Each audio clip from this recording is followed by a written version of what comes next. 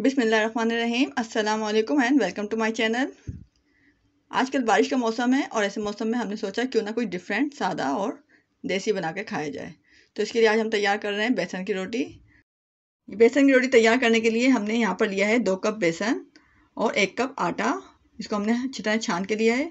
छानने के आटा और बेसन मिलाने के बाद हम इसमें शामिल करेंगे 1 मीडियम साइज़ की प्याज, 2 हरी मिर्चें जिसको हमने बारीक बारीक चॉप कर लिया है। 1 टीस्पून इसमें हमने नमक शामिल किया है, हाफ़ टी स्पून कुटी लाल मिर्च, हाफ़ टी स्पून ज़ीरा। इसके अलावा थोड़ा सा हमने शामिल किया है इसमें सूखा पुदीने की पत्तियाँ, 1/4 टी स्पून ज़ीरा और 3 टेबल स्पून हमने इसमें ऑयल शामिल किया है। यहाँ पर मैंने सूखा पुदीना यूज़ किया है। अगर आपके पास फ्रेश पुदीना और हरा धनिया मौजूद है तो आप इसको बारीक बारीक चॉप करके इसमें शामिल कर सकते हैं। इसके अलावा यहाँ पर पिसी मिर्च मैंने शामिल नहीं की है, आप पिसी मिर्च भी ऐड कर सकते हैं। क्योंकि मैं बच्चों के लिए तैयार कर रही हूँ, लिहाजा ज़्यादा ये तीखा ना हो जाए, मिर्च इसमें ज़्यादा ना हो, इसलिए मैंने इसमें पिसी मिर्च को स्किप कर दिया है। आप चाहें तो इसमें पिसी मिर्च और हरा धनिया पुदीना फ्रेश शामिल कर सकते हैं। ये करने के बाद हमने इसमें थोड़ा थोड़ा पानी शामिल करके इसका हमने आटा गूंदा है। क्योंकि ये आटा हाथ में चिपकता है, लिहाजा हम थोड़ा थोड़ा पानी शामिल करके इसको आहिस्ता आहिस्ता गूंदेंगे ताकि ये हमारा चिपके नहीं और ज़्यादा गीला ना हो। तो हमने ये आटा गूंद लिया है और गूंदने के बाद इसको हम 5 से 10 मिनट तक का रेस्ट देंगे। 5 से 10 मिनट तक का रेस्ट देने के बाद फिर हम इसके पराठे बनाना शुरू करेंगे। ये पराठे जो हम बनाएंगे बहुत ही मज़ेदार और सौंधी खुशबू के साथ बनते हैं। तो अगर आपको ये रेसिपी पसंद आ रही हो तो इसे ज़रूर लाइक कीजिएगा। अगर वीडियो में आप चैनल में हैं तो चैनल को सब्सक्राइब करना बिल्कुल मत भूलिएगा। अच्छा, यहाँ पर हमारे जो हमने आटा गूंदा है इससे हमारे 4 पराठे तैयार होंगे। लिहाजा हमने 4 लोइयाँ बना के पहले इसको रख लिया है और रखने के बाद हम इसको बेलेंगे।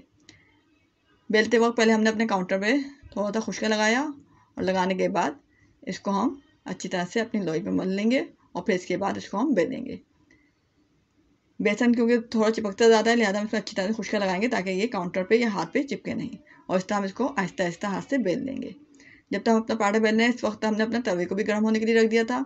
तो हमारा तवा जो है वो गर्म हो चुका है। अब हम इसमें पराठा डालेंगे और डालने के बाद पहले इसको 1 से 2 मिनट एक तरफ से हम थोड़ा सा सेकेंगे। उसके बाद टर्न करके हम इसको दूसरी साइड से भी सेक लेंगे।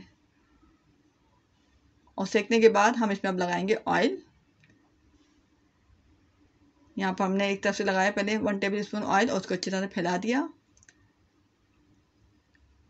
और फैलाने के बाद हम इसको दूसरी साइड से भी टर्न करेंगे और वहाँ से भी हम इसको ऑयल लगा देंगे 1 टेबल स्पून। और फिर इसके बाद इसको मीडियम से थोड़ी कम फ्लेम पर ही इसको पका लेंगे, अच्छी तरह से सेक लेंगे, फ्राई कर लेंगे।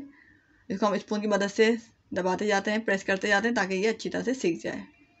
तो इस तरह हमारा बहुत ही मज़ेदार और बहुत ही अच्छी खुशबू वाला ये पराठा तैयार हो चुका है। अब इस पराठे को हम रायते के साथ सर्व करेंगे। आप चाहें तो इसे चटनी के साथ भी सर्व कर सकते हैं। अगर वीडियो पसंद आए तो इसे लाइक कीजिए, शेयर कीजिए, सब्सक्राइब कीजिए। ओके, थैंक यू, अल्लाह हाफिज़।